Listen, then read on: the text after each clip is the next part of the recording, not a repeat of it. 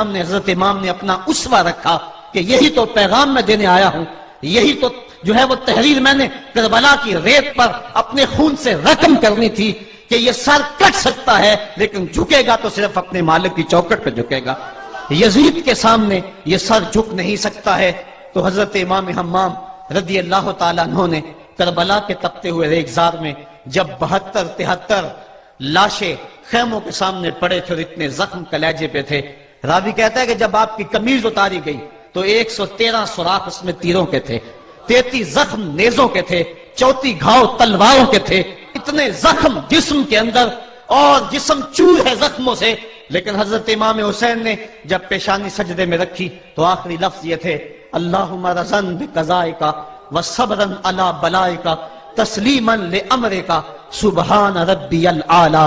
مالک تیری تقدیر پہ راضی ہو گیا ہوں، مالک زخم سے پہ بھی میں مسکرا رہا ہوں، مالک تیری طرف سے جو دکھ آئے میں نے ان کو قبول کیا، جے سونا میرے دکھ وچ راضی تے میں سکھ نو چلے ڈاواں، مالک میں سب کچھ قبول کیا، حسین تیری رضا پہ راضی ہے، میرے مالک تو بھی بتا تو بھی حسین پہ راضی ہوا ہے کہ نہیں ہوا ہے۔ آواز آ رہی تھی اس پیاسے پر علی شیر خدا کو ناز ہے، اس نواسے پر محمد مصطفیٰ کو ناز ہے، اوروں نے بھی سجدہ کیا پر اس کا عجب انداز ہے، اس نے وہ سجدہ کیا جس پر خدا کو ناز ہے۔ اے حسین ابن علی تم پر سلام، نازش آل نبی تم پر سلام۔ آج لہجہ بھی دم توڑ رہا ہے اور سورج بھی درد غروب سے زرد ہو رہا ہے، وقت کے دامن میں گنجائش نہیں کہ میں اس مضمون کو چھیڑوں، آؤ ہم سلام کرتے ہیں۔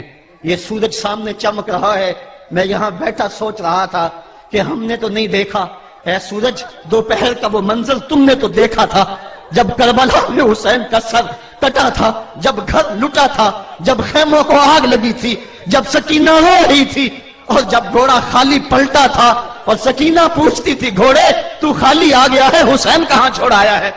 آج یہ سورج یہ چمک چمک کے وہ ہمیں کہانی سنا رہا ہے اور ہمیں پیغام دے رہا ہے کہ نبی کے نام پہ حسین نے تو سر کٹا دیا، آج تم کہتے ہو دین پہ چلنا بڑا مشکل ہے، تم شور ڈال رہے ہو، جن کے لیے مسجدوں میں قالین بچھے ہوئے ہیں، گرم پانی دستیاب ہے اور ان کے لیے مسجدوں میں آسائشیں موجود ہیں، اور پھر بھی وہ کہتے ہیں دین پہ چلنا بڑا مشکل ہے۔ ذرا دیکھو حسین ابن علی کو سجدے میں سر رکھ کے پیشانی رب کے حضور رکھ کے حسین ابن علی کہہ رہے ہیں مالک میں سر کٹا کے بھی تیرے حضور حاضر ہوں اور تجھ پہ راضی ہوں، تو بھی بتا کہ تو بھی حسین پہ راضی ہے یا نہیں ہے۔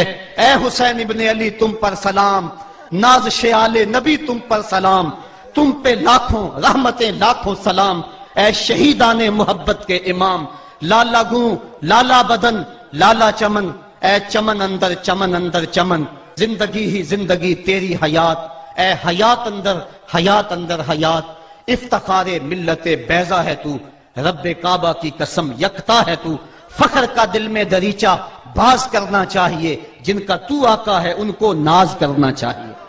آج ہم ناز کرتے ہیں حسین ابن علی پہ، ہم حسین والے نہیں ہیں، ہم واہ حسین والے ہیں۔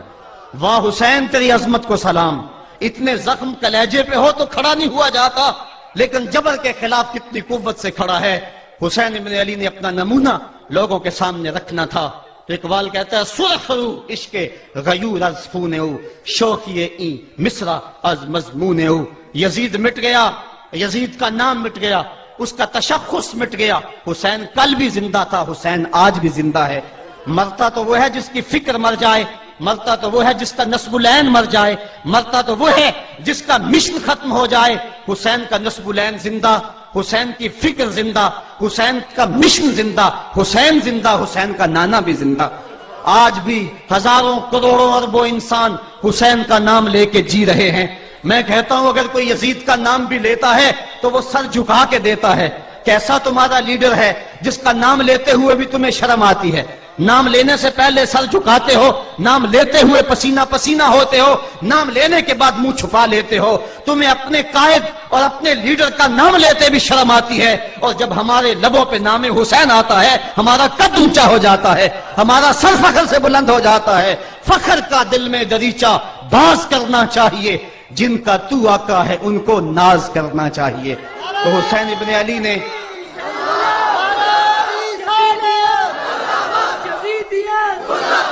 کسی نے کہا تھا کہ یہ دو شہزادوں کی جنگ تھی، تو کسی نے بڑا خوبصورت جواب دیا.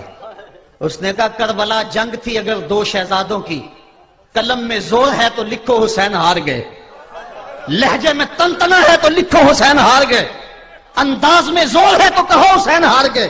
زمانہ کل بھی کہتا تھا، زمانہ آج بھی کہتا ہے، حسین کل بھی جیتا تھا، حسین آج بھی جیتا ہے. جب حضرت امام حسین رضی اللہ تعالیٰ عنہ کا سر انور کاٹ لیا گیا اور خولی بن یزید نے نیزے کی نوک پہ اس کو رکھا، ویسے رخ سر کا زمین کی طرف سے تھا، کسی نے کیا خوب کہا باں کے سر نیزے پہ اور سوئے زمین ہے روح، یعنی سجدہ ثانی کی ہے آرزو. رکعت کے دو سجدے ہوتے ہیں، ایک سجدہ ہوا تھا کہ سر انور جدا کر لیا گیا، جب نیزے کی نوک پہ تھا سر تو رخ زمین کی طرف سے تھا. شاعر کہتا ذرا غور سے دیکھو سر حسین کیا کہہ رہا ہے. سر حسین کی پیشانی زمین کی طرف ہے، پیشانی میں دوسرے سجدے کی آرزو مچل رہی ہے. تو جب امام حسین کا سر خولی نے نیزے کی نوک پہ چڑھایا، اس نے تو یہ کہنا چاہا تھا کہ ہم فتح یاب ہوئے اور دیکھو ہم نے سر کاٹ لیا. کسی نے کہا ذرا غور سے دیکھو یہ تو سر کٹ کے بھی سر بلند ہے، یہ سر کٹ گیا پھر بھی سر بلندی نہیں گئی ہے، اس کا بانکپن پھر بھی نہیں گیا ہے. حسین کا سر کل بھی اونچا تھا، حسین کا سر آج بھی اونچا ہے. اس کا نام زندہ، اس کا پیغام زندہ، اس کی فکر زندہ.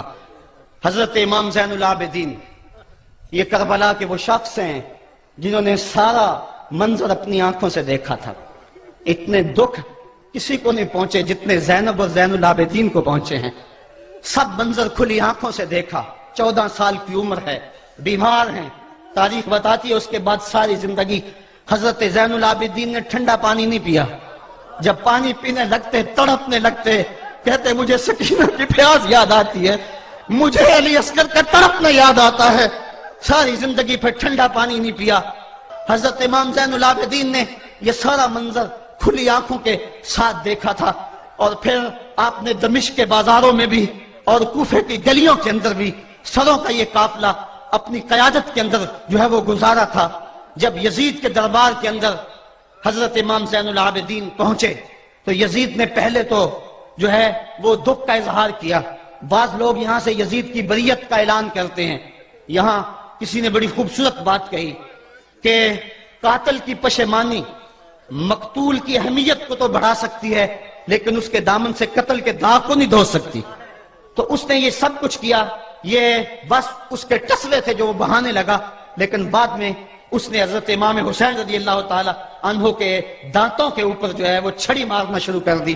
تو حضرت ابو برزہ اسلمی صحابی رسول وہاں موجود تھے، وہ کھڑے ہو گئے، اٹھ گئے، بدن کانپتا ہے ان کا. کہنے لگے ظالم ارفع قدیبہ کا، یہاں اپنی چھڑی ہٹا لے. میں نے اپنی ان آنکھوں سے دیکھا ہے کہ کان رسول اللہ صلی اللہ علیہ وسلم یلفمہ، حضور نے ان ہونٹوں کو خود چوما ہے. تو یہ کہہ کہ آپ دربار سے نکل گئے اور روتے تھے اور آپ کے بدن پہ کپڑی بھی تاری تھی. بعد میں یزید نے کہا حضرت غلطی ہو گئی اور یہ میں نہیں چاہتا تھا، بتائیں آپ کی کوئی شرط ہو. تو آپ نے فرمایا میری 4 باتیں مان لو. ان 4 باتوں میں ایک بات یہ تھی کہ سر حسین اور سر شہیداں ہمارے سپرد کر دو تاکہ ہم کربلا جا کے ان کی تدفین کر سکیں. دوسری یہ تھا کہ ہمیں مدینہ حفاظت سے پہنچا دو. تیسری شرط یہ تھی کہ مجھے جو ہے وہ جمعے کا خطبہ دینے کی اجازت دو آج دمشق جامع مسجد کے اندر. چوتھی بات آپ نے یہ فرمائی کہ قاتلان حسین جو ہے وہ میرے سپرد کرو. اس نے کہا ہاں کون ہے قاتل حسین کا؟ لوگوں نے کہا خولی ہے.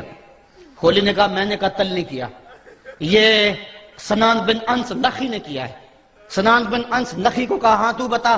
کہنے لگا میں قتل کیوں کرنا تھا، یہ تو شمر ذی الجوشن نے کیا ہے. شمر ذی الجوشن کو کہا تو بتا. کہنے لگا میں نے قتل نہیں کیا، میرا کون سا حسین نے کچھ بگاڑا تھا، قتل اس نے کیا ہے جس کی حکومت کو خطرہ تھا. تو یہ ہے وہ ہے قاتل حسین کا. اب یزید کہنے لگا تمہاری یہ شرط تو میں پوری نہیں کر سکتا، یہ بات تو پوری نہیں کر سکتا، اب خطبہ دے لو. اب حضرت امام زین العابدین خطبہ دینے کے لیے کھڑے ہوئے. خطابت تو اس گھر کی لونڈی ہے، جب یہ بولتے ہیں تو حکمت کے موتی دولتے ہیں.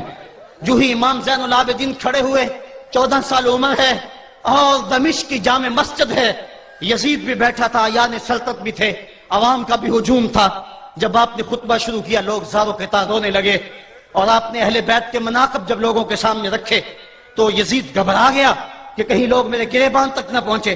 اس نے مؤذن کو اشارہ کیا جلدی جلدی اذان پڑھو. تو جب اس نے کہا اللہ اکبر اللہ اکبر تو حضرت شہزادہ زین العابدین نے کہا کہ اس کے اندر کوئی شک نہیں کہ اللہ سب سے بڑا ہے. جب شہادتین کا کہا اشہد ان لا الہ الا اللہ، حضرت امام زین العابدین نے اس کے جواب کے اندر کہا ہاں ہاں اللہ کے علاوہ کوئی معبود نہیں ہے، اس کی گواہی ہم نے خون سے دی ہے، ہم نے اپنے لہو سے دی ہے اس کی گواہی. اور پھر اس کے بعد جب اشہد ان محمد رسول اللہ پہ لفظ آئے تو حضرت امام زین العابدین نے کہا یزید دیکھ اب اذان کے اندر تیرے نانے کا نام ہے یا میرے نانے کا نام ہے؟ آج بھی منبر پہ میرے نانے کا نام ہے. تو یزید مر گیا، اس کا نام مر گیا، اس کا تشخص مر گیا. حسین کل بھی زندہ تھا، حسین آج بھی زندہ ہے. حسین کربلا کے تپتے ہوئے ریگزار میں بھی زندہ تھا، کوفے کے بازار میں بھی زندہ تھا، اور دمشق کی جامع مسجد میں بھی زندہ تھا، مدینے میں بھی زندہ، مکے میں بھی زندہ، کابل میں بھی زندہ، کندھار میں بھی زندہ، قلعہ جنگی میں بھی زندہ، تورا بورا میں بھی زندہ، موصل میں بھی زندہ، بغداد میں بھی زندہ، غزہ کی پٹی میں بھی زندہ، فلسطین میں بھی زندہ. آج حسین کی زندگی اور حسین کا باقپن دنیا کو بتا رہا ہے، بش کو بتا رہا ہے تیرے منہ پہ تماچا حسین مارے گا. زمانہ بتائے گا کہ حسین کل بھی زندہ تھا، حسین آج بھی زندہ ہے. حسین کی فکر لے کے اٹھو اور پوری دنیا پہ چھا جاؤ اور زمانے کو بتاؤ کہ ہم حسین ابن علی کے سپاہی ہیں. صرف محرم کے دن آنسو بہا لینے سے کچھ نہیں ہوگا. کیا صرف محرم حسین کا مہینہ ہے؟ نہیں، پورا سال حسین کا ہے، پوری زندگی حسین کی ہے، پورے زمانے حسین کے ہیں. یہ صرف عاشور کا دن یا عاشور کی شب ہی حسین کی نہیں، سارے زمانے حسین کے ہیں. کل بھی حسین کا تھا، آج بھی حسین کا ہے، کل بھی حسین کا ہوگا. آؤ اٹھیں، قرآن کو لے کر کے حسین ابن علی نیزے کی نوک پر بھی چڑھ کے قرآن سنایا، اور آج ہم اسی قرآن کی دعوت کو لے کر کے اٹھیں اور حسین